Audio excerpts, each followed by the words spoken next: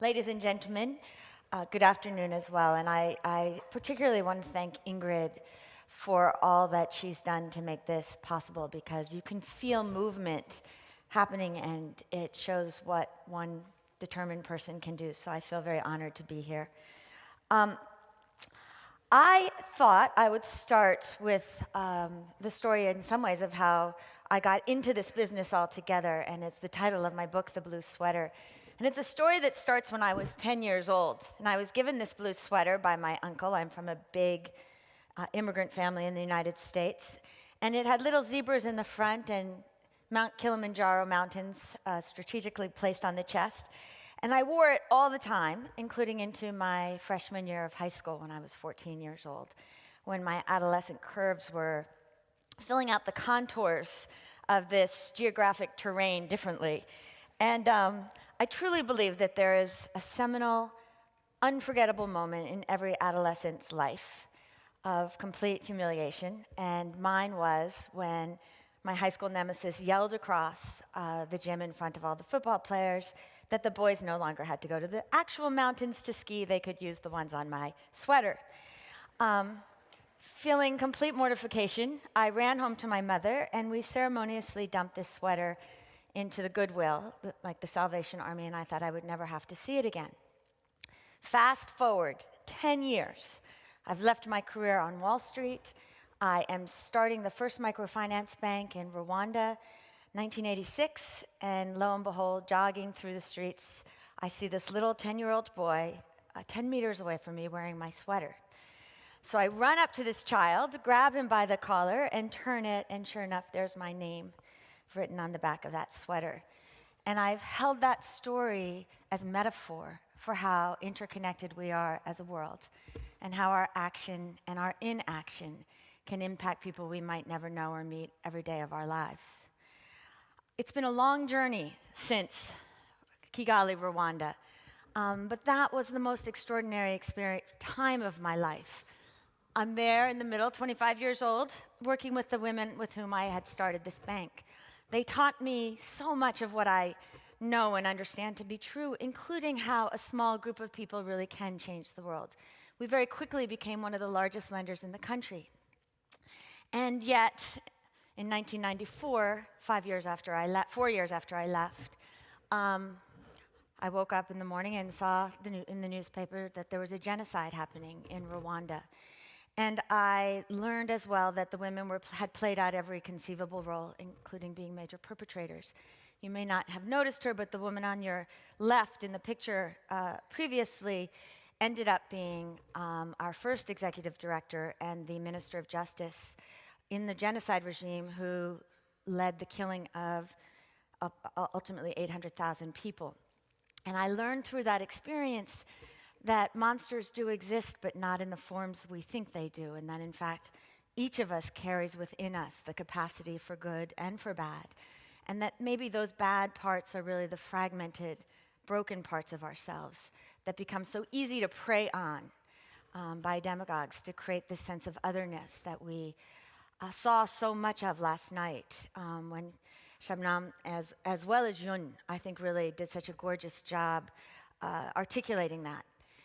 And then I was starting to think last night about what to say, and how those experiences in Rwanda that taught me so much about the world, about the poor, about change, that there have been these constant streams of change and of emotion in my life. And in the last 5-6 months alone, I've been revisiting many of these themes.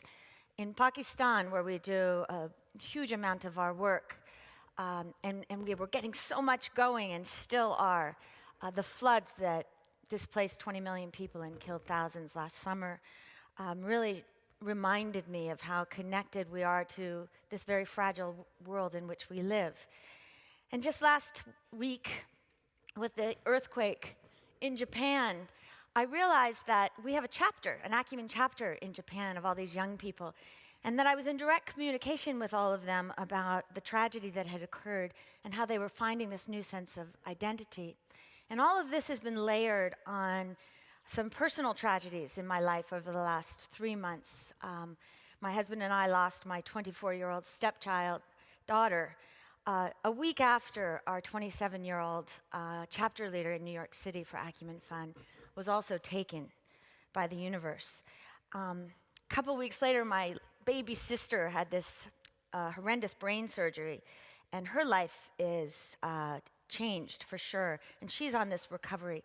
And so I've been thinking about these macro global issues and these very, very deep personal issues, and how at the end of the day, not only are our lives so fragile, so precious, so short, but so is this earth that we inhabit. And all we have is each other.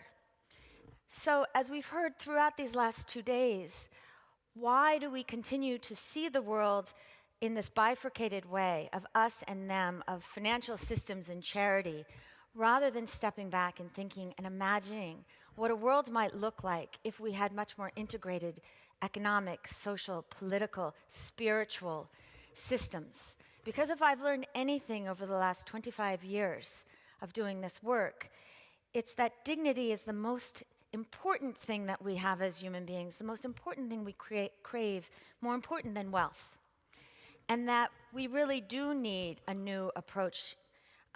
One way of articulating that approach is something we've been developing at Acumen Fund, and we call it patient capital. And it's this idea that capital exists across a spectrum, and that if we could take that money, whether it be from philanthropists or government or social impact investors, and rather than give it away as handouts, invest it in entrepreneurs. Stefan Crook yesterday said these guys are loonies sometimes, and thank God for that they see the possible in what everybody else calls impossible. And we invest in them because they see the poor not as passive recipients, but as active participants who want to make their decisions in their lives, who want choice.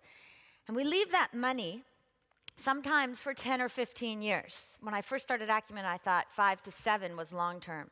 Now it's more 8 to 15. And we provide a lot of management assistance. And at the end of the day, we'd like to see that capital come back to Acumen Fund with interest. But what we really care about is social impact. And over time, we decided that we would work just in a few geographies, but we're starting to expand. And so we've invested about $58 million in India, Pakistan, Kenya, and Tanzania. And we've seen that $58 million multiply. In co-investment, we've brought in another $250 million.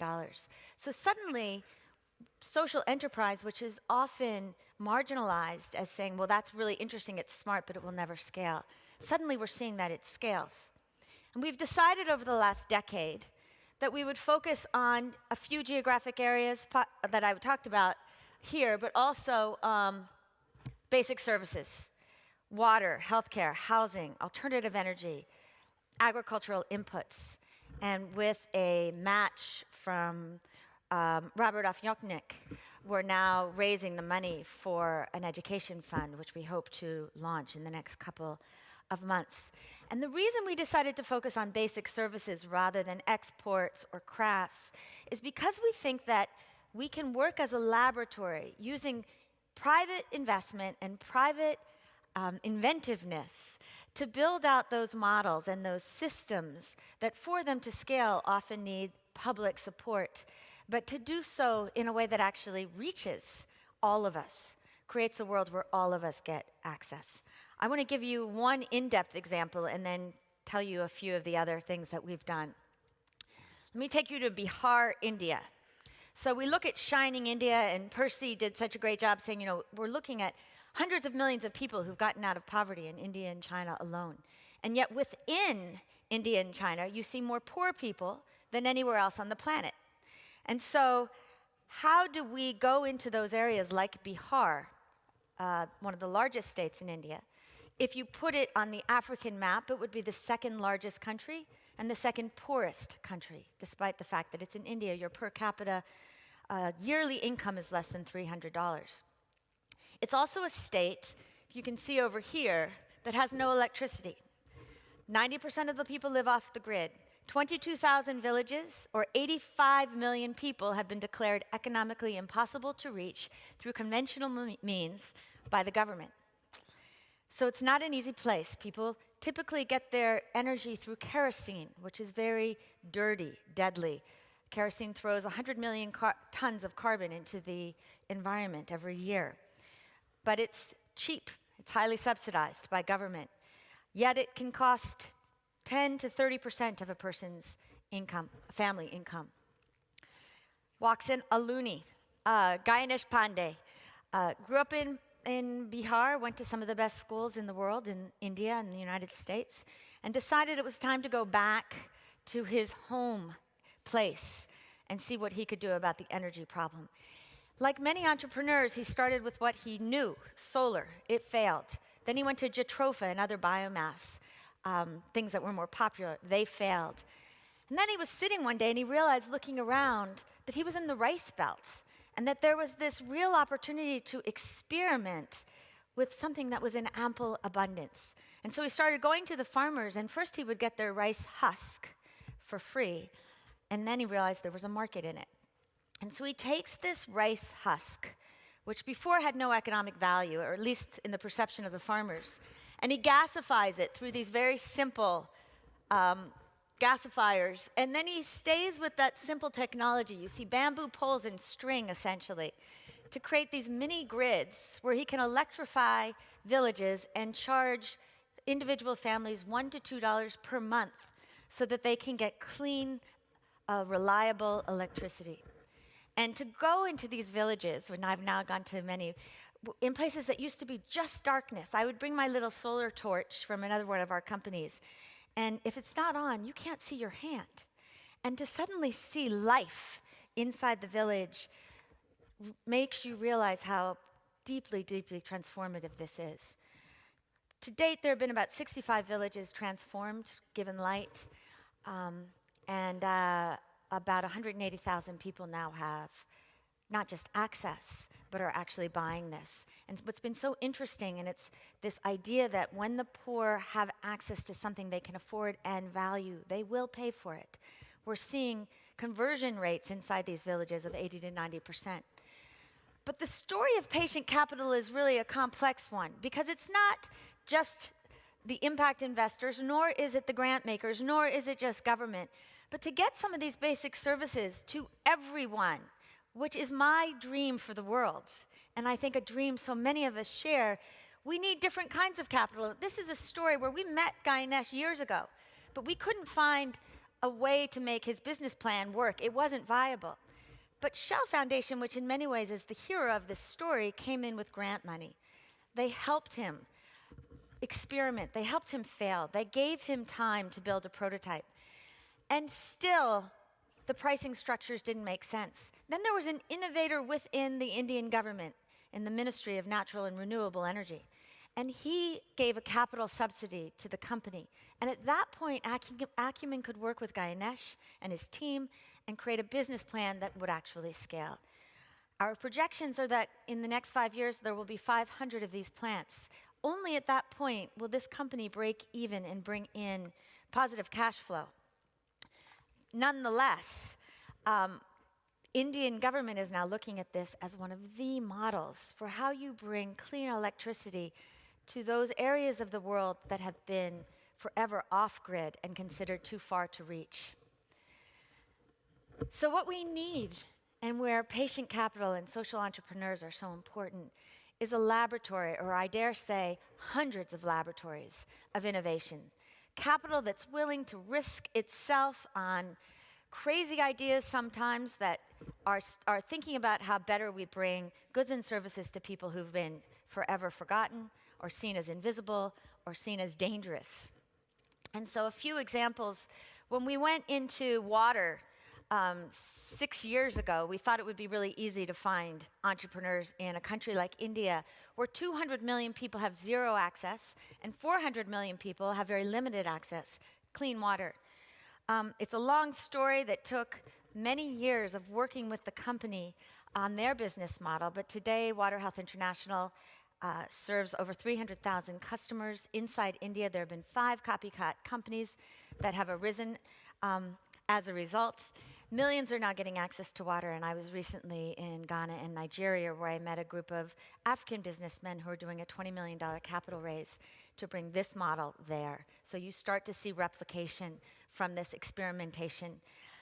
5 years ago in India, 90% of people in ambulances were dead. You called the ambulance to take your loved one to the morgue. You called a taxi to go to the hospital. 1298 is changing that. This is a company that we invested when there were 9 ambulances, and today there are over 300. Again, it's a partnership with government that's allowing the company to scale and grow. Drip irrigation is a great story. It actually isn't a story that requires subsidy because the entrepreneur, Amitabh Siddhangi, found a way to build a drip irrigation product that was inexpensive enough that the farmers could themselves afford to take risk and see their risk rewarded within a single harvest. Over 300,000 farmers have bought this system. We've now created a for-profit company with the nonprofit to scale and export the drip irrigation. Right now, it's about a $4 million company. We think it will grow to about $25 million. We've received our first dividend. And to think that this target market of IDE are people who make less than $1 a day is really, really exciting to me. 320,000 farmers will be served this year by Western Seeds, which has developed a way to create strong, resilient, hybrid seeds, sell them through a private marketing system to very low-income farmers. So we're seeing a laboratory, as I said, $58 million invested, 50 companies, 35,000 jobs created, but those are just numbers. But one of the things that we've learned over 10 years is that in addition to capital, as important, maybe more important, what we really need are leaders. We need talent that build these companies. We need managers that can help scale them from 10 employees to thousands of employees. I was saying yesterday about our bed net manufacturer in Tanzania that now has 8,000 employees. How we build those companies matters as much as how we finance those companies.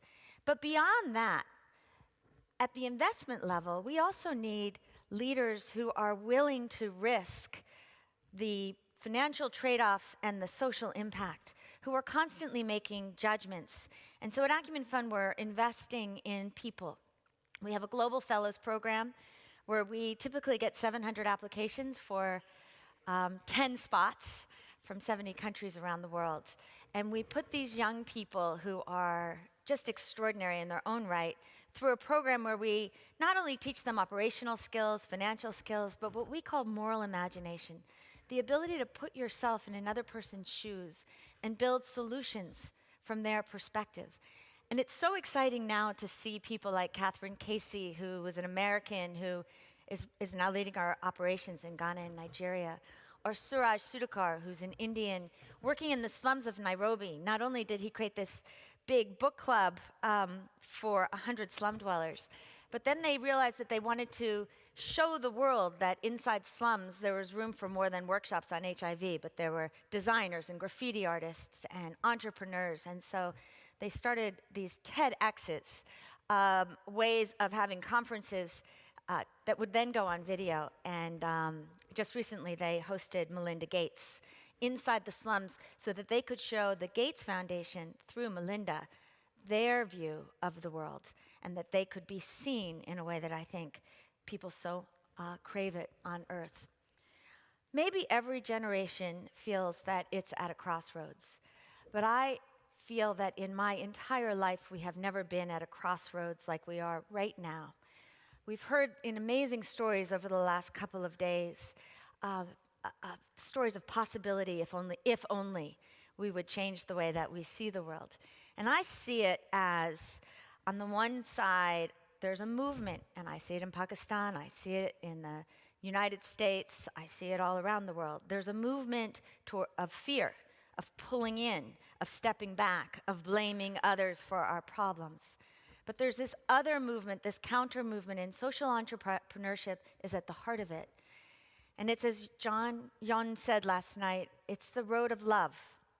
It's the road of justice. It's the road of peace. It's a much more difficult road than the road of fear, because it means opening yourself up with both arms, expecting very little in return and sometimes not getting very much in the short term. But it is the only way to long-term sustainability and peace on this planet. As I've reflected on the last 6 months in my own life, one of the truisms that has come to me is that the more people you open yourself to, the more people you dare to love, the more opportunities for real pain there are as well. And yet, that's the way we grow. That's also the most meaningful life we can have. When Camille was saying yesterday, when you see people who have fire in their eyes, it is because they dare to live. I had the great honor of working with Dr. Robert Coles, who was a child psychologist who worked with Dr. Martin Luther King, one of the Americans I feel most proud of. And Dr. Coles said that when King was working on desegregation of schools in the South, the first girl to actually open up an all-white school was a little girl named Ruby Bridges. She was 6 years old. And he said that he would watch her every single day walk through this phalanx of screaming, angry white people, calling her a monster. And she would have this beautiful little dress, and she would walk through this line with great strength and great dignity. And he would see her talking, and he would say, "Ruby, what are you saying to these people?" And she would say, "I'm not saying anything." And finally, after a few days, he said, "I see you talking. What are you saying?" And she said, "Dr. Coles, I'm not saying anything, I'm praying." And he said, "Well, then what are you praying?" And she said, "I'm praying, Father, forgive them, for they know not what they are doing." Ruby Bridges had moral imagination. She went into fear knowing that it was going to be the only way she could open up the world to others. And in so doing, she was part of changing that world. Last night, when I came home on Twitter, I saw that one of our Acumen Fund fellows, Javad Aslam, a Pakistani American who has made his life in Pakistan, laid the first brick of the for-profit commercial housing development that he's building for the poor. This is a man who moved there after 9/11, wanting to build bridges, worked with Acumen Fund for the last 7 years. We invested in a nonprofit housing development where he now has 2,000 people living, and he's repaid us the money that we invested in him. So much so that we put $1 million of equity into this for-profit company. And when I saw on Twitter, I went in, I found the photographs, and I wrote to Javad. They chose a woman on their team to lay that first brick. And I wanted to share it with you because it reminded me of another metaphor, which I talk about a lot at Acumen Fund, which is small steps. We have these great visions and great dreams for the world, but the way the world changes is by laying that first brick. And we move brick by brick. And if we have the humility to learn, we really can change the world together by sharing, by building. Martin Luther King, in one of my favorite speeches, said that love without power is anemic and sentimental, and that power without love is reckless and abusive.